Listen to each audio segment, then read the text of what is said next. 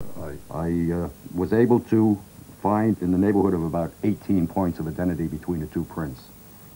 Well, I feel that this is a major breakthrough in this investigation because we're able for the first time to actually say that these are definitely the fingerprints of Lee Harvey Oswald and that they are on the rifle. There is no doubt about it. The prosecution case against Oswald is open and shut. If he'd shot his brother-in-law in the back seat of a convertible and not the President of the United States, he would have been tried, convicted, and forgotten in 3 days. But for the fact that it's the President, this is an easy case.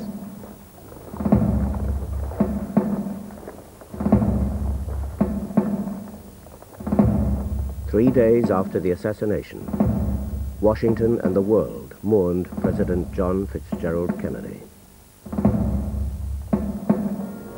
In Dallas, police honored Officer Tippit. And on that same day, the mortal remains of Lee Harvey Oswald were finally laid to rest. The question is not, did Lee Harvey Oswald shoot the President? The question is, did he have help? Within 30 hours of the assassination, that was the question. 30 years later, that remains to be the question. John Kennedy had many enemies. The Mafia had called for his death. Many Cuban exiles celebrated it. There is evidence that Lee Harvey Oswald's life may have intersected with those forces. But they cannot be found in the last days in Dallas influencing Oswald to act. In the end, one does not need a conspiracy to explain Lee Harvey Oswald. This is a struggle that has gone on with me for almost 30 years now. This is mind over heart. The mind tells me one thing, the heart tells me something else. True, no one saw him actually pull the trigger on the President. But his rifle's there. His presence in the buildings was there. What he did after he left the building is known. Bus ride, taxi ride, boarding house, pick up the pistol, shoot the police officer, eyewitnesses there, 5 or 6.